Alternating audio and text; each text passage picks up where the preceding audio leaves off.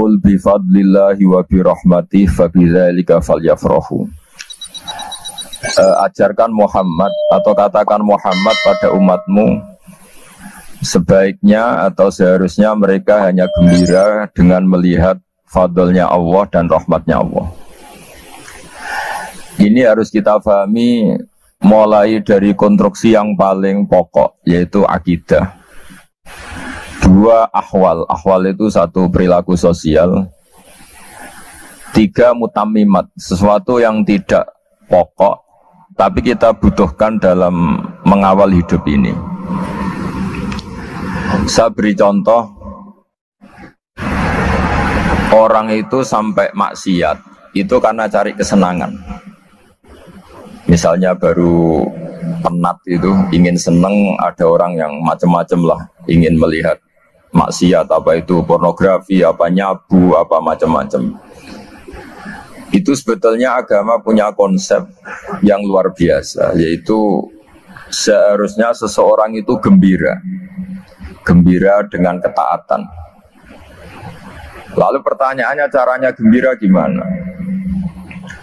Gembira itu mudah.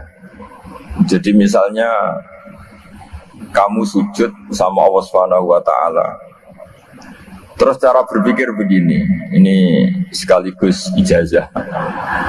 Cara berpikir begini, ya Allah, ini kata Sayyidina Ali, kafani izzan an akuna laka abdan wa kafani fakhron an takuna li robban. Ya Allah,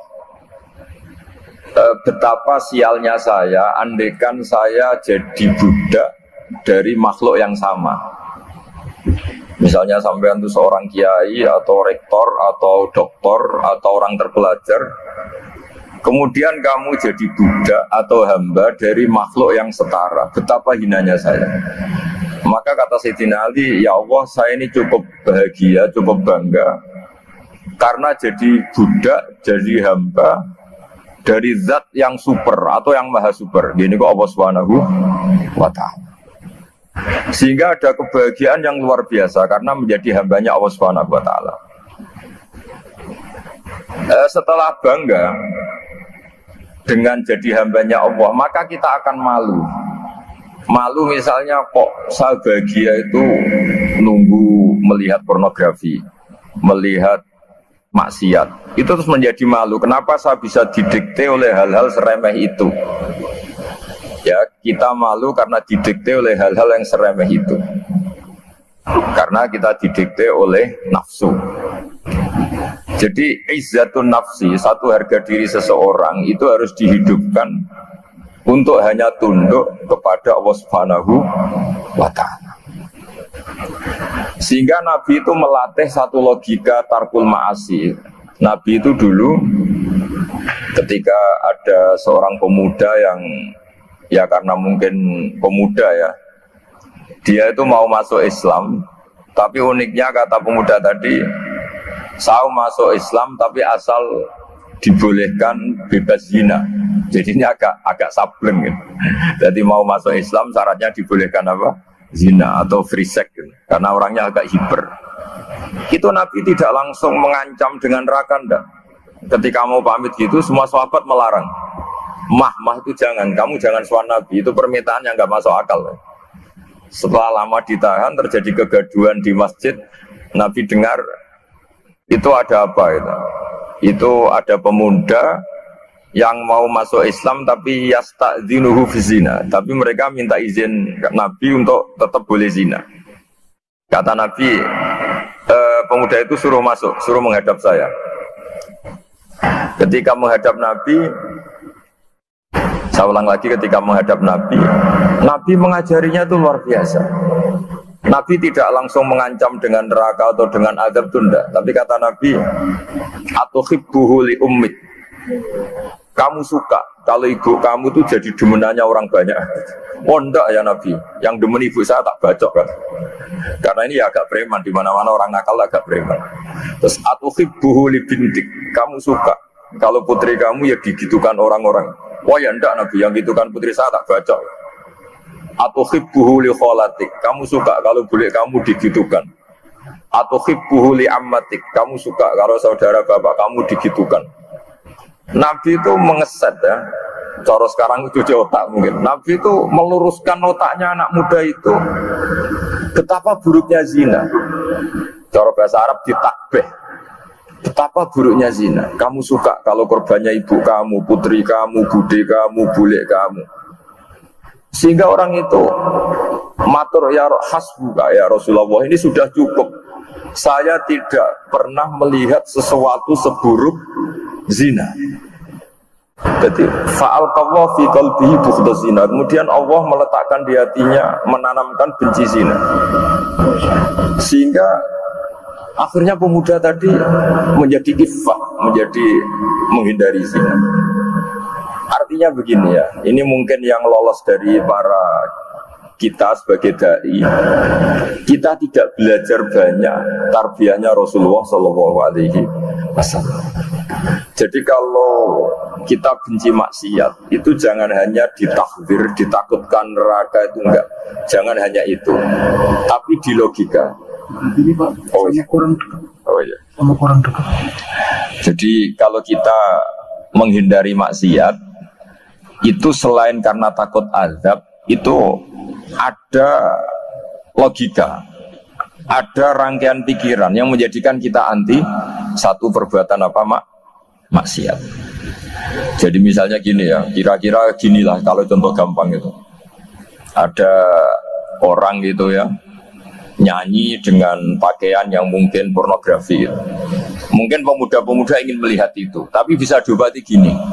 Kok enak dekne mergawe kok tak bayari, aku kehilangan duit. Meskipun dengan logika yang agak serampangan, yang penting menjadi kita ini punya harga diri untuk tidak tergantung hal-hal seperti itu. Sehingga Nabi itu cara menggambarkan tadi mulai atau hibbuhu li ummik. Kamu suka kalau ibu kamu jadi demenannya orang lain. Pemuda tadi bilang yang demen ibu saya mau saya bunuh. Ditambah lagi atuhibbuhu li bintik. Bagaimana kalau korbannya putri kamu, bule kamu, bude kamu. Sehingga terus si pemuda tadi betapa buruknya zina, betapa murahnya zina. Akhirnya pemuda tadi alqawwa fi qalbi bughdha zina. Terus kemudian pemuda tadi itu sangat membenci dengan apa? Perzinahan. Nah, pikiran-pikiran seperti ini harus kita tanamkan. Harus kita tanamkan supaya orang itu benci melakukan maksiat. Karena satu memang takut sukhtuwah, takut dibendu Allah atau dibenci Allah. Dua memang logika kita mengarahkan tidak maksiat. Nah ini yang terkait Unisula yang nangani kedokteran, nangani medis. Sesuatu yang dilarang Allah itu pasti madhar. Maka untuk melarang seseorang bergantung sama narkoba misalnya atau hal-hal yang bahaya pada fisik, itu satu tentu bagi ahlullah, tentu karena takut Allah. Tapi banyak masyarakat yang memang benar-benar bisa meninggalkan narkoba karena efek buruknya narkoba, efek buruknya ganja.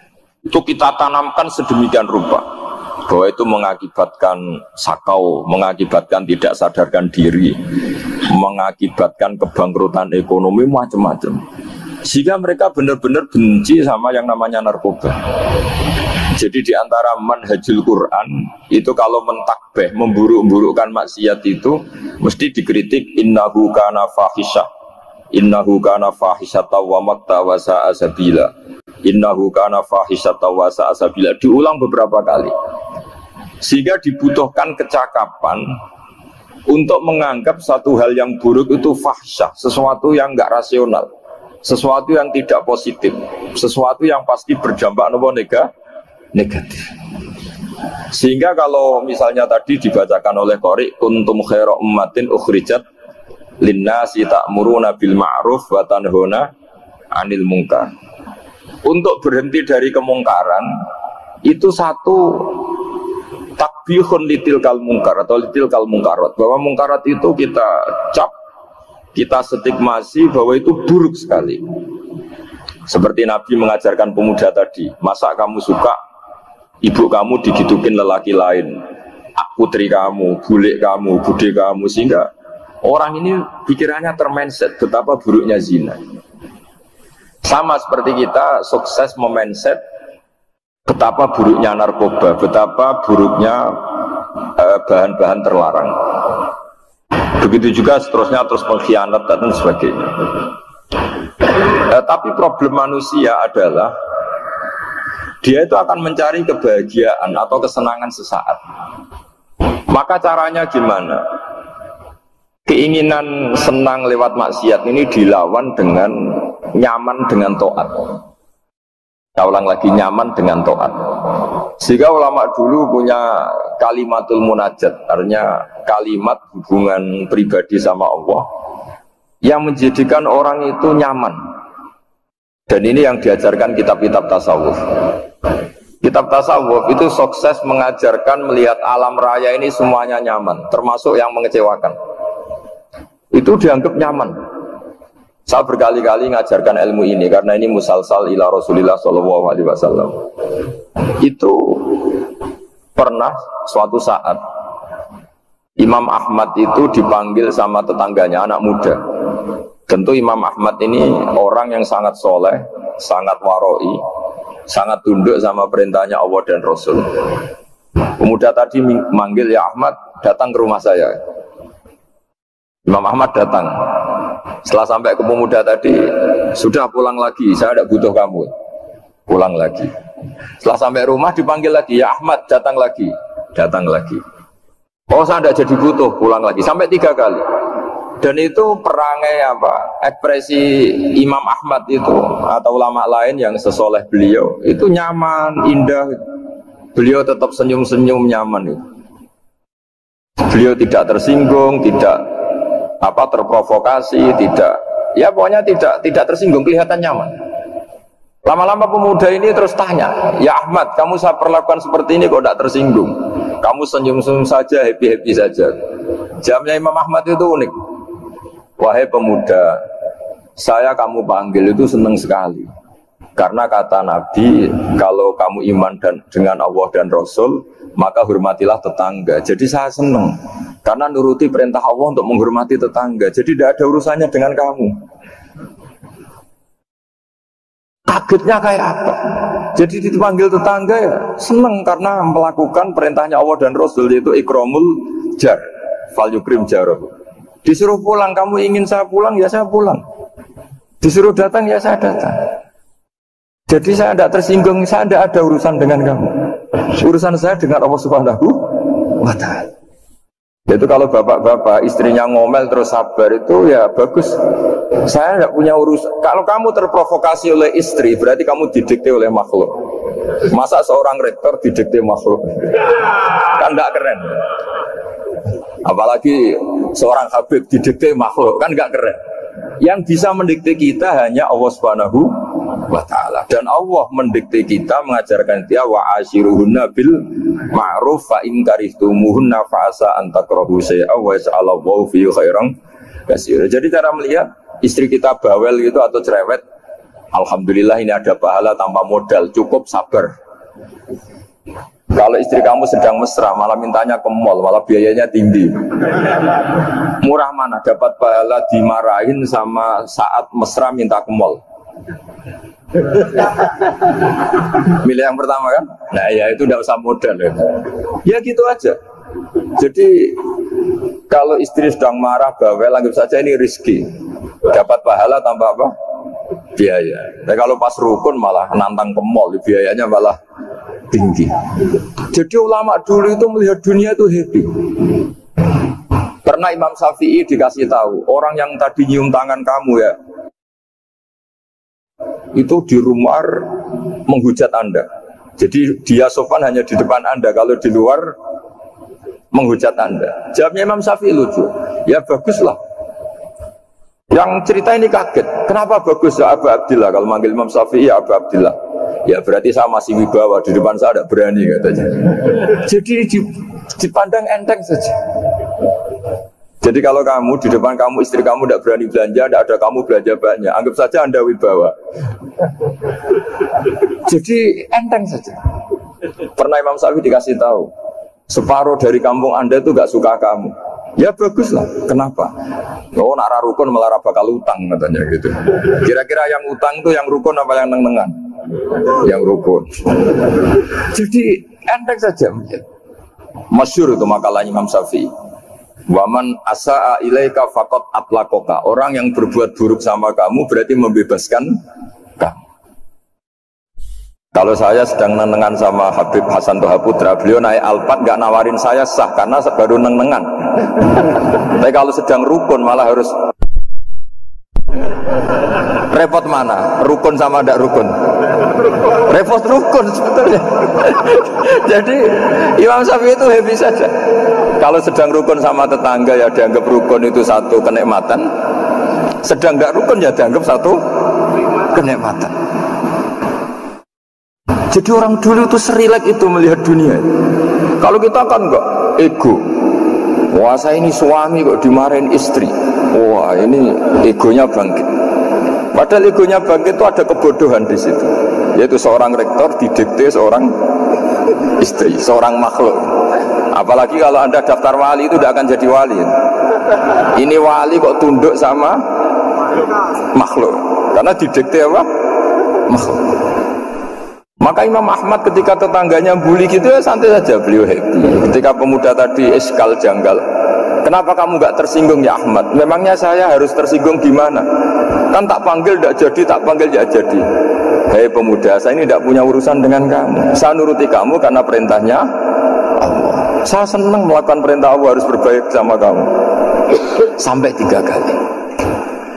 Jadi kebahagiaan ini pula yang harus kita latih dalam melakukan ketaatan. Tapi kalau kita sudah tidak bahagia dengan taat itu bahaya sekali. Ambil lagi.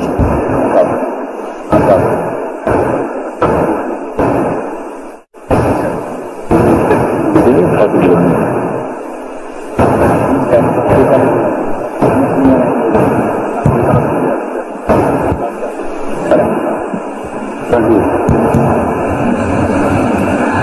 Harus gini bang prosedurnya. Di DP makhluk itu. Gimana di DP panitia? Itu aja pakai. Oh yang ini. Mereka ke sini takut. Anut saja. Kakek itu bulan apa? Kasihkan. Ya,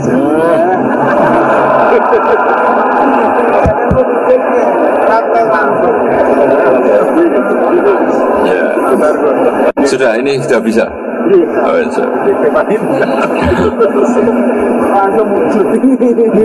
sudah ini sudah benar. Untungnya kiainya latihan jadi wali, jadi gak tersinggung.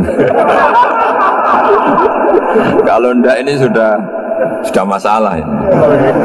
Paling ndak kan baru ngajarkan gitu masa ada bisa meraktekkan gitu. Jadi pura-pura soleh.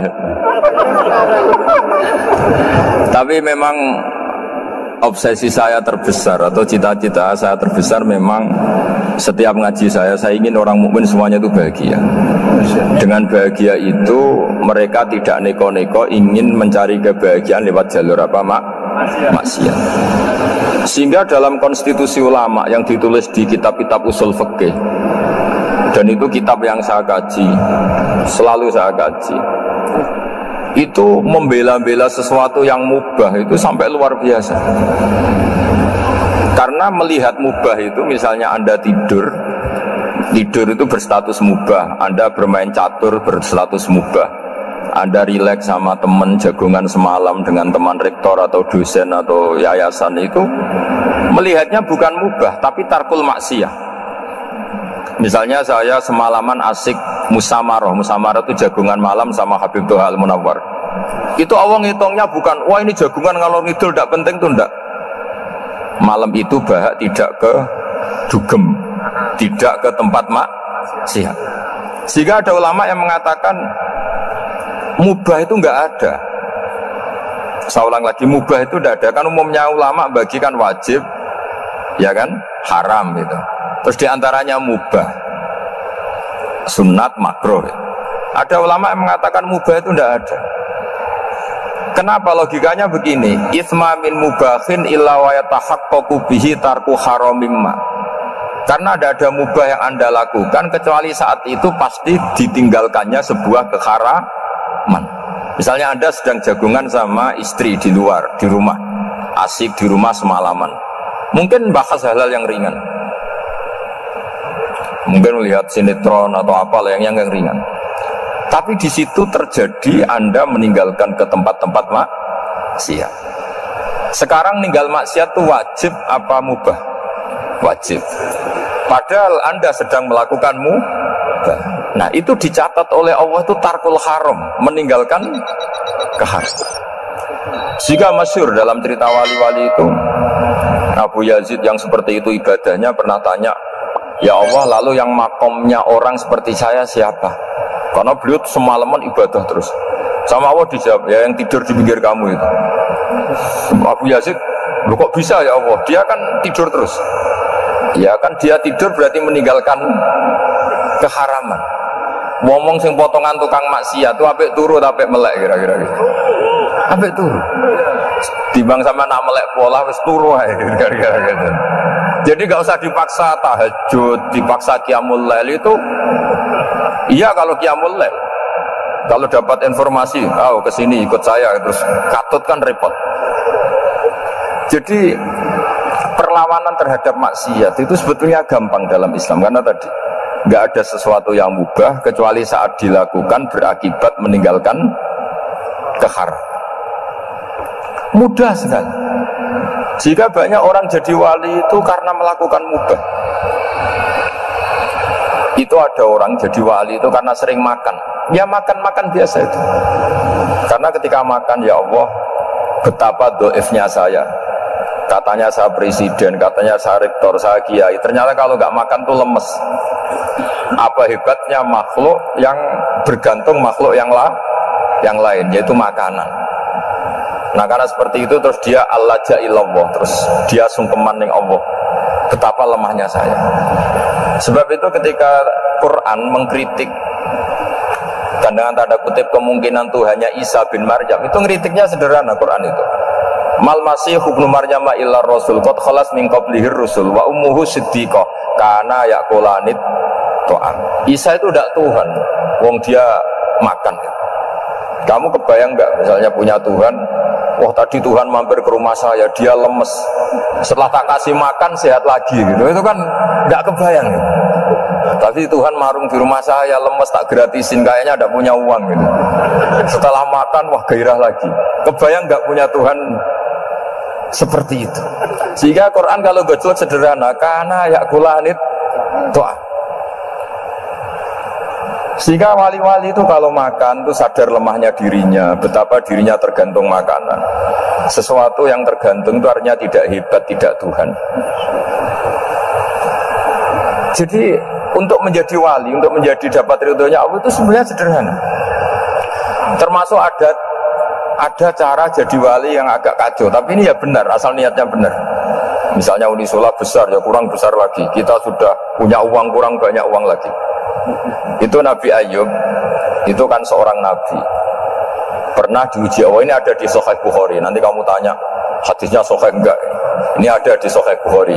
Kadang orang kota itu aneh, enggak ahli hadis tapi tanya, Sahih enggak? Padahal andekan dibodoni Sahih, yang ngandel saja. Jadi kadang ya aneh, enggak tahu kok tanya. Itu Nabi Ayub itu sudah kaya, pas itu sudah kaya. Bukan cerita yang masih miskin, memang sudah kaya. Beliau di kamar dihinggapin satu belalang dari emas. Setelah belalang itu dikejar, ternyata yang jenis itu buahnya semuanya dari emas. Ngambil sana sini, ini yang kesak ini dipenuhin, saku ini dipenuhin, sampai buahnya. Bersama Allah digojlok, kamu itu nabi saya. Kenapa kamu mengumpulkan harta sebanyak itu? Kamu itu nabi saya kok rakus? Jawabannya Nabi Ayub unik. Ya Allah, siapa yang bisa kenyang dari rahmatmu? Ya, jadi kalau kamu punya uang 1 miliar, kok ingin 1 miliar 100, ingin 1 miliar 200, itu cara ngitung bukan uang. Ya Allah, siapa yang bisa kenyang dari rahmatmu? Karena rahmat Allah tidak terbatas. Sudah Gusti, tenang saja. Meskipun saya gini, rahmat Anda tidak akan habis. Sehingga waroi ada ilmunya, tomak juga ada ilmunya. Termasuk ragus itu juga ada ilmunya. Misalnya begini, ini contoh ragus yang ada ilmunya begini. Ini saya beri contoh. Mungkin yang boleh niru orang-orang soleh, kalau nggak soleh jangan. Imam Syafi'i ini cerita nyata. Imam Syafi'i itu dulu ketika ngaji masih muda itu nggak suka sama guru yang kaya. Kebetulan dia punya guru miskin terus. Namanya Sufyan As-Tsauri, itu miskinnya Masya Allah. Sufyan bin Uyainah juga miskin. Jadi dia miskin, punya guru miskin terus. Sehingga idolanya ya sama guru-guru yang miskin. Suatu saat guru-guru ini menyarankan dia ngaji Imam Malik. Imam Malik itu kaya raya. Itu babutnya Imam Malik kalau diinjek itu mata kakinya tidak kelihatan saking halusnya. Kalah Indonesia kalah. Itu Imam Malik tuh gaya. Kalau ngaji di kursi tinggi terus pakai bukhur itu, pakai jubah Arab yang mahal itu. Pokoknya mewah kali Imam Malik. Terus dia mulai ini kiai kok kaya. Kemudian setelah beliau alim tanya, saya harus ngaji siapa setelah ilmu jenengan habis kira-kira gitu. Kata Imam Malik, sudah, kamu tidak usah perlu ngaji saya, kamu sudah alim alama. Terus Imam Malik datang ke Baki. Zaman itu Baki itu semacam kayak rentalan ya, semacam Grab lah kalau dulu. Mana kafilah yang mau ke Irak? Ya sudah, terus kita mau ke Irak. Ini antar ke Muhammad bin Hasan As-Syaibani. Itu dibiayai sama Imam Malik. Grabnya ya dibayarin, itu kafilahnya itu ya dibayarin. Imam Syafi'i disangoni surrotan min dhahabin. Jadi satu kepes uang dikasihkan. Itu pernah tak hitung semurah-murahnya itu sekitar 60 juta. Imam Syafi'i mulai mikir, kiai yang saya kritik lomo, sing kiai miskin tak puji, gak pernah ngamal kan, tentu orang miskin kan. Setelah datang ke Muhammad bin Hasan As-Syaibani, beliau itu pakar usul fikih, muridnya Abu Hanifah. Beliau al-usuli, pakar usul fikih. Itu Muhammad bin Hasan As-Syaibani itu kalau ngitung emas, itu di ruang tamu. Uangnya miliatan, emasnya banyak. Dari kota ini dipindah ke kota ini. Emas kalau ngitung di ruang tamu. Bukan di kamar, di ruang tamu. Imam Syafi'i tambah kaget. Imam Malik kayak gitu sudah saya soal, malah ini kaya raya. Setelah Imam Syafi'i kelihatan kaget, digojlok sama Muhammad bin Hasan As-Syaibani karena beliau senior. Atajabu min hadza, kamu aneh melihat ini? Iya. Kenapa? Ulama kok kaya raya. Terus kata Muhammad bin Hasan, ya sudah, uang ini tak kasihkan orang-orang fasik, binti gue demenan, gue nyabu, macam-macam. Oh jangan, nanti dipakai maksiat. Oh jenengan mohon sing suka. Semenjak itu Imam Syafi'i rubah mindset. Jadi kalau kampus ini ingin akreditasi A, ingin mulia, ingin apa, kamu ridho kalau yang punya prestasi seperti itu adalah orang-orang fasik. Ridho enggak? Enggak kan? Maka didoakan ini. Nah, itu namanya berpikir secara usuli. Kamu jangan hanya nuruti karena berpikir waroi terus kamu benci kekayaan, benci pangkat, benci apa, tidak bisa seperti itu. Karena pangkat dan kekayaan ketika dikelola secara kesolehan maka akan menjadi energi positif yang luar biasa. Semenjak itu Muhammad bin Hasan As-Syaibani berhasil mendidik Imam Syafi'i. Sampai akhirnya keterusan Imam Syafi'i berpendapat kalau orang Islam bisa bikin rumah tingkat kok punya rumah reok itu haram. Akhirnya keterusan. Kalau bisa jadi bupati kok jadi ketua RT juga haram. Karena al-Islam ya'lu wala yu'la. Islam itu luhur bukan bisa diluhurin. Sehingga rata-rata orang Syafi'iyah termasuk kiai-kiai Indonesia itu rata-rata ya agak-agak politikus. Ya agak-agak kedonyan, mungkin sebagian kedonyan tenan gitu. Karena nggak ridho gitu loh. Kalau kesempatan itu dikuasai orang fasik kemudian menjadi kekuatan maksi. Coba kalau bupati itu orang yang fasik, kemudian programnya supaya rakyat seneng semalaman dangdutan yang purno misalnya, supaya rakyat seneng dibolehkan dugem, dibolehkan judi. Tapi kalau yang jabat orang soleh kan ada beberapa perda yang menolak penyakit apa? Masyarakat. Jadi kamu jangan melihat bahwa kepangkatan ini hanya sebagai alat korupsi, alat otoriter, enggak. Asal kena orang soleh, maka ini menjadi energi kesolehan atau energi positif. Sebab itu ketika Allah muji para nabi yang soleh, diantaranya disifati apa? Faqad ataina ala Ibrahim al-kitab wal hikmata, terusannya ayat wa atainahum mulkan azim. Dan Nabi Ibrahim dan keluarganya tak kasih kerajaan yang besar. Nah sekarang masih banyak orang yang cara pandang ngapain bikin Unisula yang megah, ngapain berambisi punya akreditasi A dan sebagainya. Menyoal seperti itu salah secara usul fikih. Karena secara usul fikih kesempatan yang baik tentu harus diperjuangkan oleh orang-orang yang soleh. Karena ini supaya jadi otoritas yang positif. Itu dulu ada latihannya. Jadi orang dulu itu gampang sekali ketika milih miskin ditanya, kenapa miskin? Saya ingin hisab saya ringan. Tapi ketika mereka kaya, yang soleh, supaya harta ini tidak dipakai orang yang nanti dipakai maksiat. Kita misalnya orang soleh kok mau pangkat, karena kita ada ridho, kepangkatan itu dipegang orang maksiat, kemudian menjadi energi maksiat. Begitu juga seterusnya. Maka ulama dulu itu rileks. Sampai Nawawi Al-Bantani itu nanti bisa dicek di tafsir Qul hal yastawil ladzina ya'lamuna wal ladzina la ya'lamun. Beliau muji-muji ulama. Kemudian ada seorang yang agak hasud mungkin tanya begini, hebatnya ulama itu begini-begini. Terus ditanya, tapi kenapa kita sering melihat ulama ngantri proposal di rumahnya bupati katanya. Sementara bupati nggak pernah datang ke ulama ngaji ihya. Jawabannya Imam Nawawi itu unik. Ya karena ulama itu tahu gunanya uang, sehingga nyari uang untuk pondok, untuk masjid. Sementara bupatinya tidak tahu gunanya ilmu, maka tidak pernah ngaji. Jadi ya ringan saja nih. Jadi ya sudah seperti itu. Jadi kalau ada ulama kedonyan, anggap saja karena tahu gunanya uang. Jadi kenapa ulama ngantri di kabupaten, bukan bupati ngantri di ulama? Jawabannya karena ulama tahu gunanya uang, sementara bupatinya nggak tahu gunanya ilmu. Ya kira-kira gitulah. Ada ustadz tidak ganteng, kesensem rondo cantik, karena tahu gunanya ustadz itu. Artinya tahu gunanya kalau saya nikah nanti punya anak jadi gus, karena dia kiai gitu. Tapi rondone raro gunanya dia karena miskin gitu. Jadi ulama dulu itu rileks, menafsirkan apa saja itu rileks, termasuk saat terpojok itu rileks. Karena semuanya dianalisis pakai ilmu. Sehingga ciri utama wali itu apa? Ala inna awliya Allahi la khawfun alaihim wa lahum yahzanun. Enggak ada rasa takut, enggak ada rasa gampang. Karena melihat sesuatu itu gampang saja. Seorang lagi melihat sesuatu itu gampang saja, ringan. Saya beri contoh ya betapa pentingnya mindset ya, cara berpikir. Orang itu menjadi kikir itu karena nganggap hidup itu lama dan uang itu penting. Kalau zaman Nabi itu sederhana kalau melihat hidup. Pernah suatu saat Nabi itu punya jatah makan, karena Nabi itu hidupnya juga pas-pasan. Jadi Nabi itu unik. Beliau di satu sisi kaya raya, bisa ngurmat Abu Hurairah, Ammar, Suhaib. Ashabu Sufa itu dirawat Nabi semua. Itu kan kaya, bisa merawat sekian orang.